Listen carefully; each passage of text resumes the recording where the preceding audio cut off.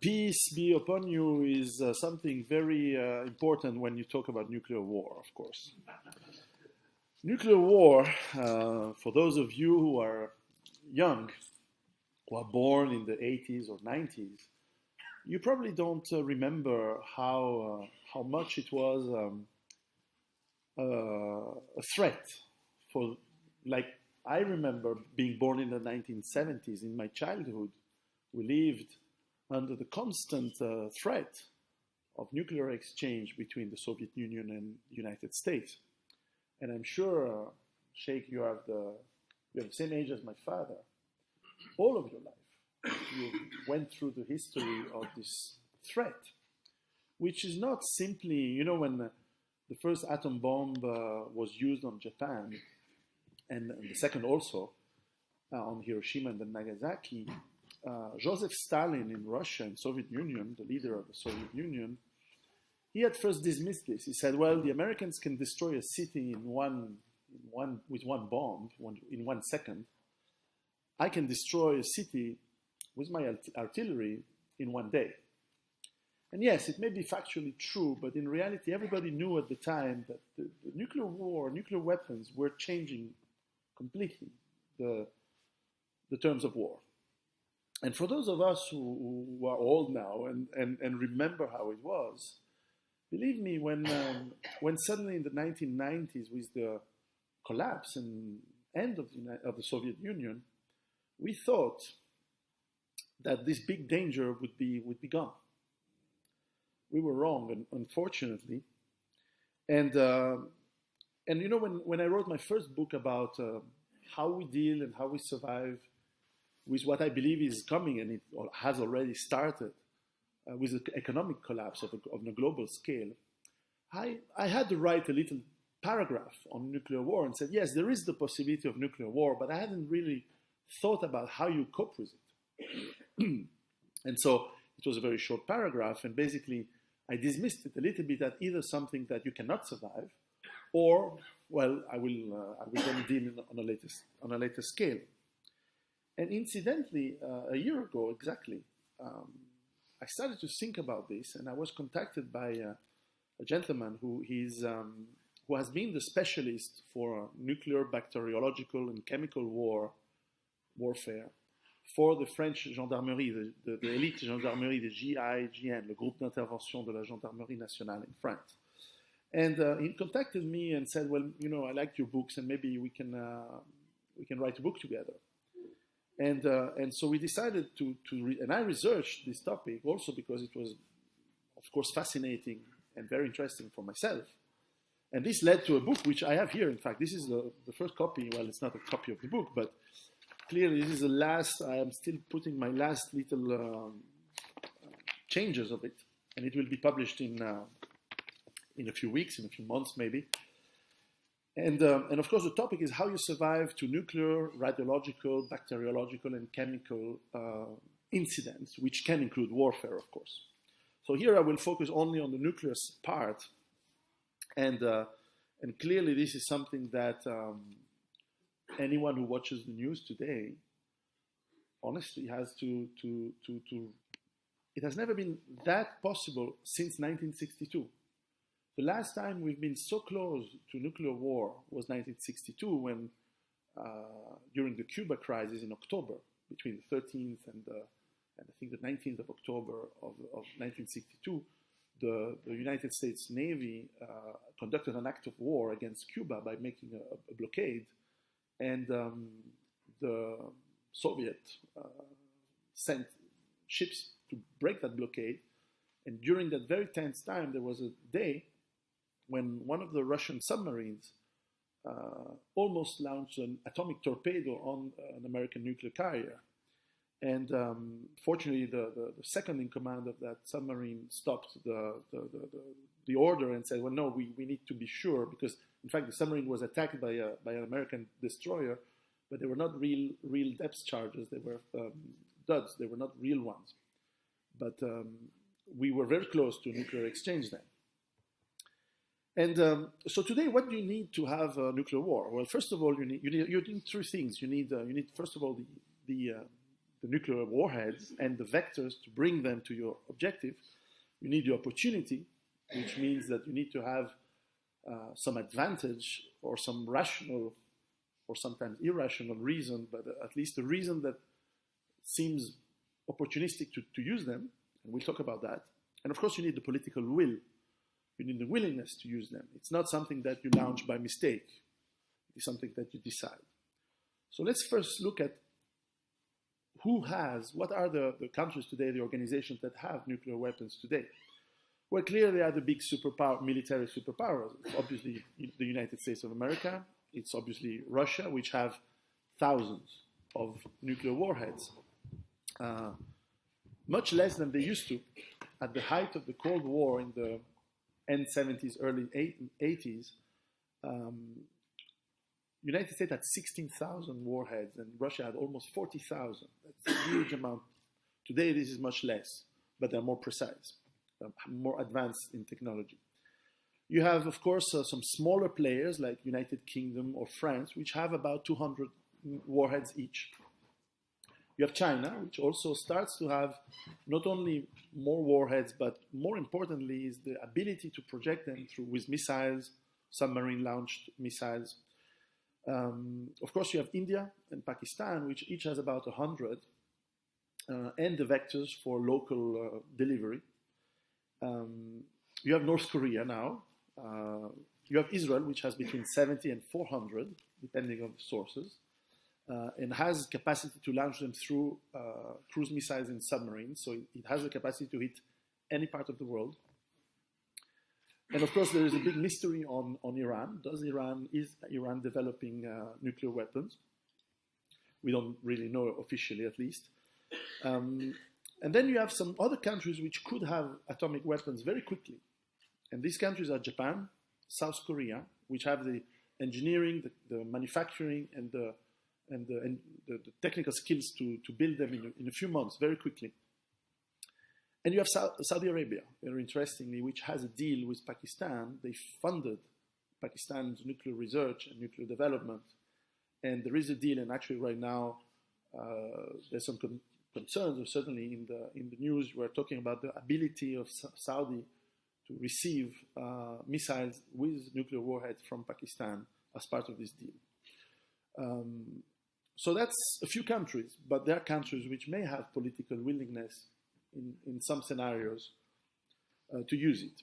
The question also that remains open is, are terrorist organizations able to put their hands on nuclear weapons?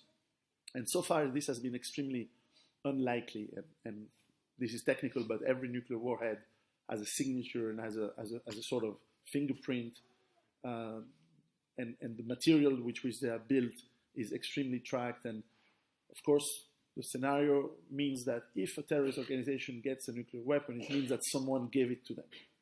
And so it's fairly easy to find out who gave it to them, and this is probably why this has never happened so far. But you cannot rule out the possibility that this may happen eventually. Now, I think the most interesting part is the political will. Who has the ability and decision capacity to say, yes, now we go to nuclear war? Because obviously it has not been used since World War II. And the mythological impact of nuclear warheads and nuclear bombs has been huge because of movies, because of, in the popular culture, we all have seen movies of post-apocalyptic worlds like Mad Max and others. And the mere use of nuclear weapons is something extremely, extremely scary for all of us. So any country who would start to use them would be immediately seen as extremely evil and extremely beyond any reasonable aspects. And in fact, how nuclear weapons were to be used, at least officially, since the end of the 1940s, have always been, there's no country who said we will use nuclear weapons first. They always said we will only use them if attacked or if our survival is at stake. That was the official reason, because now we know because of course some archives have been declassified, especially from United States and also from the Soviet Union, that there had been plans to use nuclear weapons immediately as first strike. And most of these plans came from the United States. In fact, in 1952, the United States had a real plan of attack to completely obliterate the Soviet Union without warning, as a surprise attack. And this is what, by the way, in the media, in the movies, they always said it would be the opposite. They always said, oh, Russia will attack us in a surprise attack and things like that. Russia never planned to have surprise attacks on the West. They planned to use nuclear weapons in a war immediately. That's true. But they never planned to attack with nuclear weapons as a surprise attack. So it is interesting to see that America has been planning for aggressive nuclear war, in fact, since 1946, but that was just suggestions. But the real plans of attack started in 1952, and these plans were ready in 1959, and they had been suggested to President Eisenhower, which refused them. And in 1962, the same general, Curtis LeMay, in fact, his name, proposed them to President Kennedy to destroy Russia. But if I tell you the plans, just as it's not really funny, but to give you an idea, I think they planned for something like 7,000 nuclear warheads to be sent on Russia, China, and Eastern Europe. Moscow alone would receive 180 nuclear warheads. So this is an extermination attempt. This is not just winning a war. It's completely leveling and destroying every single person who would inhabit Russia and completely take it out of the world. And so it sounds insane, of course, because when you look into the details of what is the effect of an explosion, and you look at the real effects in Hiroshima and Nagasaki, and even when they did plan, they did simulation. The effects of the blast, the fire, the radiation is quite huge. It's not a complete total death of everything, but very near that. So this was quite crazy, in fact. But they were serious about it. They put military power and the forces of America at full speed to be able to deliver this in the 50s and 60s. So what about today? What are the scenarios? Well, first of all, we cannot exclude scenarios of local wars. And in today's world, well, clearly there is still tension between India and Pakistan, but I think it's unlikely, because this is a typical case where you have two countries which have the means to completely destroy the other. So why would you do it? This makes no sense. So probably, if they are sane and if they are logic, this will not happen. Another scenario is what the media has put forward in the last few years of Iran and Israel. I don't believe it, because Israel face no threats from Iran, and they know it. It's just media and propaganda. But in reality, Israel is not threatened by Iran. So I don't believe that Israel would strike Iran, at least not with nuclear weapons. Israel has a policy of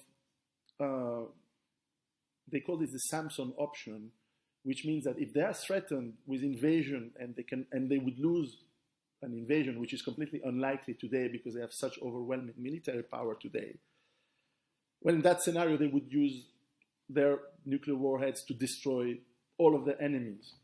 And I don't know if that includes me. I don't know, but I fear that it does.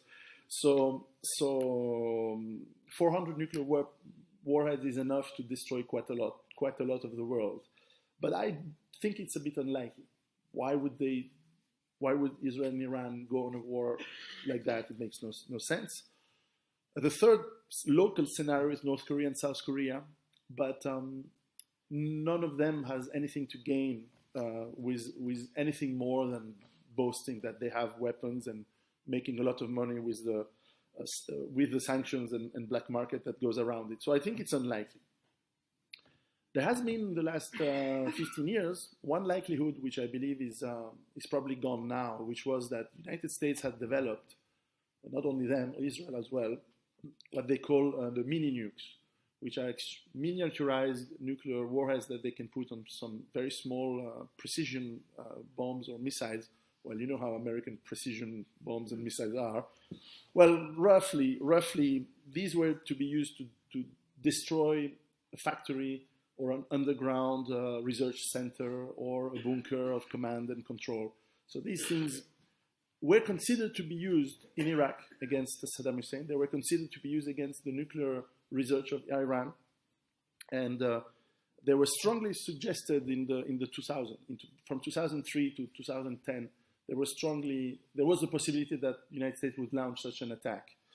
But this is today it's out of the question because, in fact, I believe that the scenario that we talked that Shaikh Imran Hosein talked earlier is more probable, unfortunately.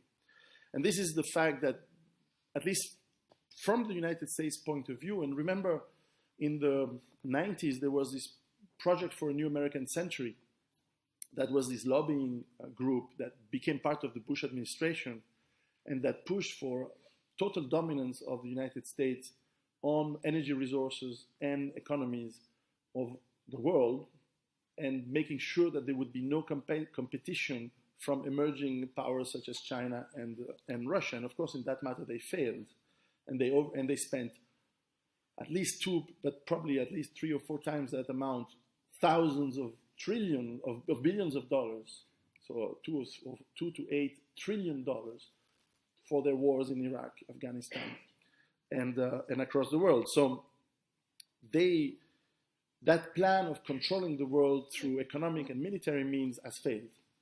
And what you see today is the United States, and this was the theme of my conference in August, if you remember.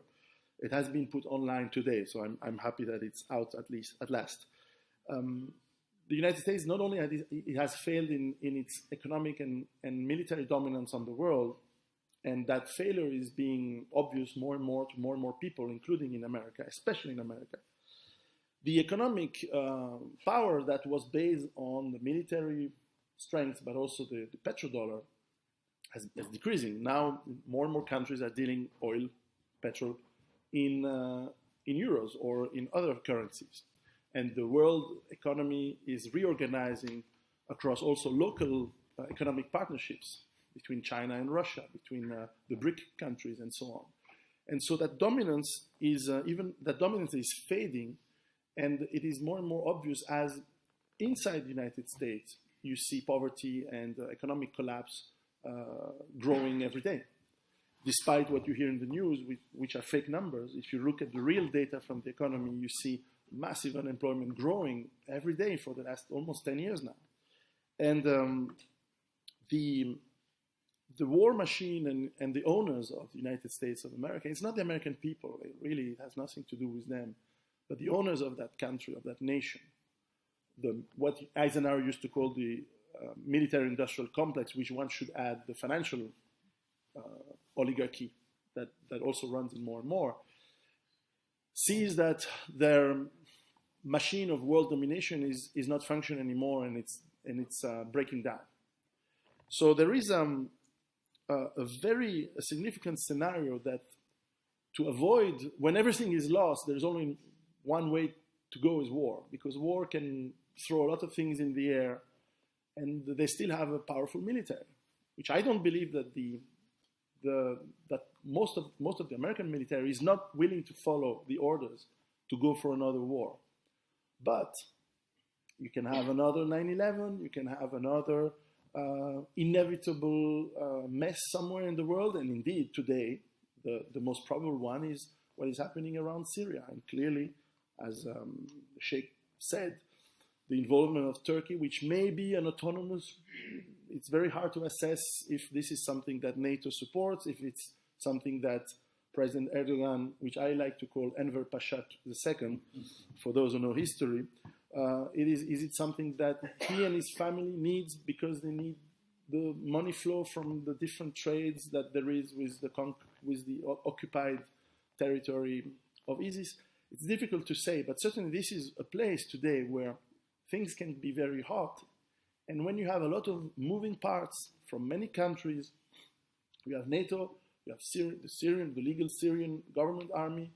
You have different terrorist groups supported by different countries. You have Turkey, you have Iran, you have all these, and Russia, of course, all these powers with powerful weapons in a very small part of land. Mistakes can happen, and some mistakes can be provoked. And then the consequences are very hard to say.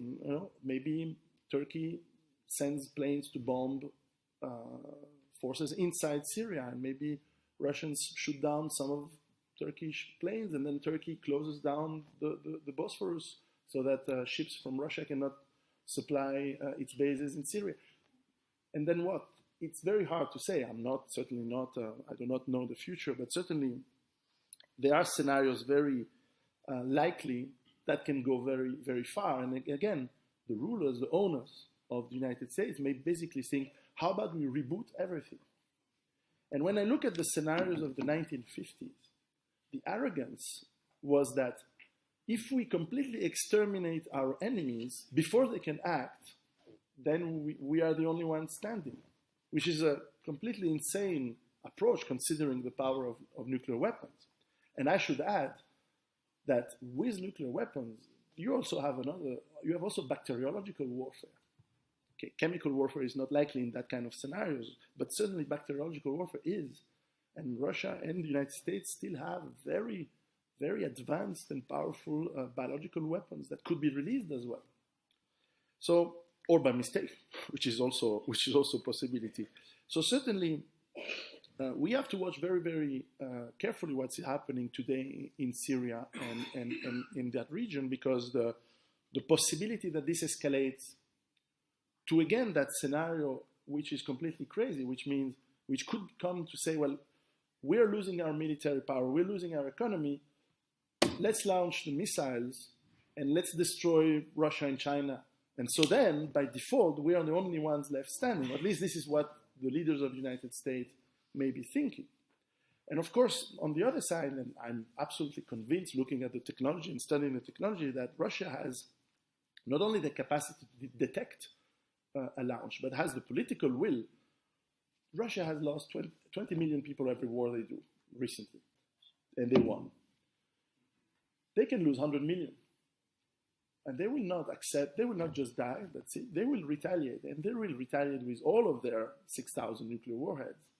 And yes, they will retaliate against all the bases and the control centers and the military of the United States and NATO. And yes, a lot of them are in Europe, and a lot of them are in the Middle East and around the world. The United States has bases in, I think, 180 countries around the world. This is a lot of targets, but that's much less than the 6,000 warheads that Russia have. Russia has also the ability, a very strong ability of second strike, which means that even if the unlikely scenario that all of its nuclear forces would be wiped out, they still have bombers and missiles, which is impossible. Or not all missiles can be destroyed on the ground. Some of them are mobile and so on. But there's then submarine-launched missiles, which are extremely powerful. And each missile has multiple warheads. And you don't need 6,000 warheads to destroy North America. You need probably 2 or 3 that you detonate in the atmosphere, in the stratosphere, in fact, that create electromagnetic pulses. This is something very well mastered today, that will completely fry every computer and every electric line of the country, unless they are extremely protected. But you and I don't have these kind of protections for most of our items and the cars, the electric system. And if that falls down, that's it. The calculation, the scenarios that even the American military do, they estimate that if electricity falls down because of EMP attack in the United States, they have 90% death in the next 6 months, because the economy is dead, there's no food, there's no water, nothing functions. 90% of Americans die. So they know that this is a madness. But this does not preclude that the people who rule it don't care. In fact, I'll give you some examples. In the 1950s, when there was this big scare of nuclear war, the United States, and I studied that last year, have developed a very strong mean to educate the people on what to do in case of nuclear attack. And this is very interesting because this is very valid today. What to do in case of a nuclear explosion, what you can do, and so on and so on. They also developed plans for shelters, and they would incite people, especially near the cities, to have shelters next to their house. Something that here in Switzerland, for those of you who are Swiss, you know how much we still have them. We have something like 7,000 big shelters in Switzerland, and every house has a shelter. So we have we have 700,000 shelters in Switzerland, and so we had this plan for every single person in Switzerland to have a shelter with food and water, and we still have them. Some of us don't have food and water. We have the wine cellar for some. There's been transformations, but certainly in the 50s and 60s there was concern to tell the people how to be saved in case of war. From 2001. From September 11, 2001, in America, there was a big concern, at least officially, but they put a lot of money on that, to say, what if there is a terrorist attack with a nuclear weapon? Okay? That was their, I think, not likely scenario, unless they made it happen on themselves, of course, as I said before. But what is interesting is that from 2001, they spent even more money, but not to educate the people, not to build shelters, no, to save the government and the important elements of society, whatever that means, and I believe it's the owners, in case of nuclear war. So they have built big shelters with lots of food, lots of equipment to withstand a long time in case of nuclear war. But this time, they made zero investment for the people. So my suspicion, and it's more than a suspicion, it's a certainty, they don't care anymore about saving their own people. So they would be, I think, for them it's possible to go to war and have most of their people die because they don't care. Russia, on the other hand, since 2005, has been building big-time nuclear shelters for the population. In Moscow alone, they added, in 2010, they started to build 5,000 additional big shelters for the people. And they obviously don't do this because they like to spend money. It's because they think that it's a possibility that we are back again into the threat of nuclear war. Now, the problem for all of us is that, first of all, from the movies that we have seen when we were kids and that are still coming out, we imagine nuclear war as this thing that destroys everything, that people who come out, they are mutated, and there are all those sorts of crazy things which are not substantiated by science. In fact, even Einstein, in the early 50s, wrote that he was saying that nuclear war is not the end of the world. It's only going to kill 2/3 of the people. I think he was a bit optimistic. I think it will kill more than 2/3 of the people if there is a full nuclear war in the world. But it is true that it's not the end of the world. There are going to be a lot of areas which are not destroyed by the blast. And in fact, if you live in the countryside, there is no reason that you are a target or near a target unless you are near a base, a military base. In fact, the weapons of today, they are extremely precise, and therefore the yield is much smaller than it used to be. This is also some advances in technology. They used to have weapons that had big, especially in the 50s and 60s, very, very powerful weapons because they wanted to destroy a city, or to be sure that hitting roughly near a target, it would still destroy the target. Today with the precision, GPS, and the precision is immediate, on the target. So they actually did weapons which have much lesser yield and therefore less destruction, but because they're more precise, they destroy immediately the point.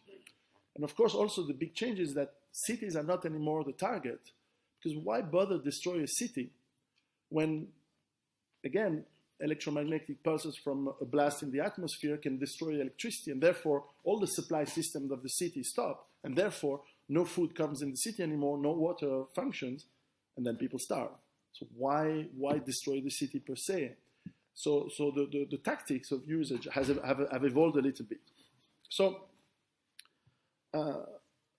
we have to take a bit out from our mind the myth of the movies of that. It's at the same time it's still terrifying, but at the same time we can do something ourselves to work on it and to first of all be away from the potential target. So don't live near a military base. Don't live. I'm afraid I have to agree with you. Don't live in most of European countries and certainly NATO countries, which are going to be involved whether they like it or not in this war. Because I'm sorry, but if Russia gets attacked, they're not going to say, oh, well, we like France, they're nice people, but they've been bombing us. But we know it's not the French people. No, they will retaliate. They will destroy the bases in France. They will blast a few nuclear plants, and France will be destroyed. And UK will be even more destroyed because there's so many American bases in the UK and Germany. So it is very difficult. So I studied that because, of course, I'm living in Switzerland and I'm not going away. I know I'm far away from any blast, but certainly radiation, fallout, is a concern. So clearly, I started to work out, and this is very pragmatic, is how do you work out? So it happens that I've been traveling to Chernobyl in Ukraine. I visited the nuclear plant, well, not too near, but about 50 meters. So near enough, and certainly around, and to see the effects of what happens. It is not a nuclear explosion, well, it's not a bomb, but certainly a nuclear plant that explodes like Fukushima, or in that case, Chernobyl, is a very interesting place where you can learn and interview a lot. So in fact, for this book, I've interviewed a lot of experts in nuclear warfare, in the management of the power plants in Switzerland, but also in France. In France, they didn't want to answer officially, but I did find the people who would answer without putting their names.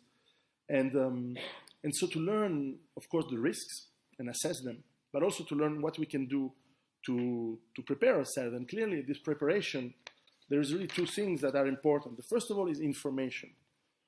You need to know that there is nuclear war. And believe me, if a nuclear warhead strikes Paris, you don't know here. You don't see it.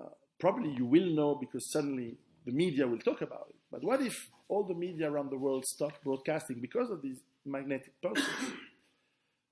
Well, that's clearly something you need to know. If tomorrow morning all the media, all the computers drop, and maybe your car doesn't start, and there is a massive blackout, and it seems to be worldwide, or at least in a very large region, there is a possibility that there has been nuclear war, and you don't know about it because maybe you're not in a place that is targeted. And if there is no news, how can you know? You need someone who walks to tell you. We take for granted that communications are easy and worldwide and satellites. But if these things stop because of that war, you don't know. So you need to think. And you know now, and those people who will read the book will know what to do to inform themselves or to guess. And it's not a certainty. But if there is a blackout, yes, probably there is a chance that something very bad has started. And then you know that it's not the time to go around and breathe the nice new air, and it's maybe time to do some steps towards the second element, which is protection. And you don't need to build a bunker and go into a shelter. If you have one in Switzerland, yes, it's interesting, but this is not the most important thing. Is certainly to know how you can protect yourself from the fallout, how you can get clean food, how you can filter and clean the water you drink. If you are already thinking about these things, you have a huge step ahead in terms of keeping your health and not succumbing from fallout and radiation. And of course, this is very complex topic. This is something that I had to go back in my physics books and get new ones to make sure that we can explain how it works very easily. And again, Ukraine was a very interesting experience talking with people in Ukraine that were there when Chernobyl exploded and what they are still doing, because there are still people who live in areas which are quite contaminated, and not the majority of them are not ill. They know and they have learned what to do, what kind of food you eat, what kind of food you don't eat, how you clean it, how you boil it, how you prepare it. All these things are very easy and simple once you know them, but honestly, who knows today what to do? How do you prepare meat? Do you boil it or you don't boil it? Well, then you discover that if you boil it with a lot of salt, if that meat was contaminated, 90% of the contamination goes away. Well, now you know. But these are very simple things that we can learn, as an example, that Ukrainian and Belarusian people have learned through difficult pain, unfortunately for them.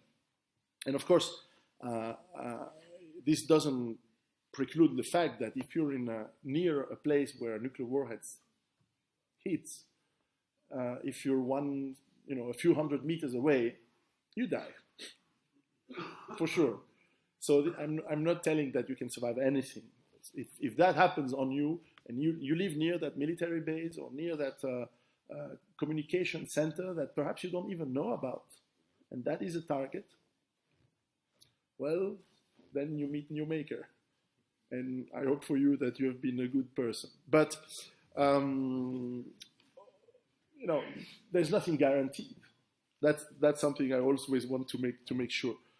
But one other thing that is important to say, and I will conclude on that, because I think I want to leave a lot of space for questions, is the following. As I quickly talked about the United States scenario about the EMP. If global nuclear war happens, then you go back to the scenario I presented last time in my conference, and definitely that I talk in all my books, is that nuclear war means total collapse of the global economy. Local economies may still exist, but the global economy, at least for a long time, and that may be years, if not decades, is gone. Because you do not recover like that from the destruction of the supply chains, of all the system that transport goods, especially food, from one place to another. So you have to think about where you live. And the answer for any one of you who live in a city is no. To the question that, are we self-sustainable in terms of food and water? The answer is no. We import food everywhere. And therefore, if the import systems are breaking down, because who is going to take a truck and say, oh, I'm going to bring my tomatoes across half of Europe to feed the people in Paris because there's been nuclear war? No, you stay home. You stay home. And if someone says, no, but I really need to sell the tomatoes, you still don't do it. And they say, if you don't do it, I don't pay you. Well, I don't care. I'm not going to travel half of Europe in a place where nuclear war has happened and there's radiation. And you stay home. So this is very simple behavior. So no one will do anything for a long time unless you are prepared with everything that I explained in my first book. So the economic collapse will follow. Now, whether some people are planning for economic collapse as a way to gain power, this is not something I know, but it's possible. But certainly, the good news in this disastrous scenario is that if you prepare yourself to be self-sufficient in terms of water and food and the other things that I explained in my other books, you have not more to do. We don't need to buy gas masks. We don't need to buy nuclear suits. We don't need to build a shelter and go inside and live for not even months or years, but even weeks underground. You don't need all that.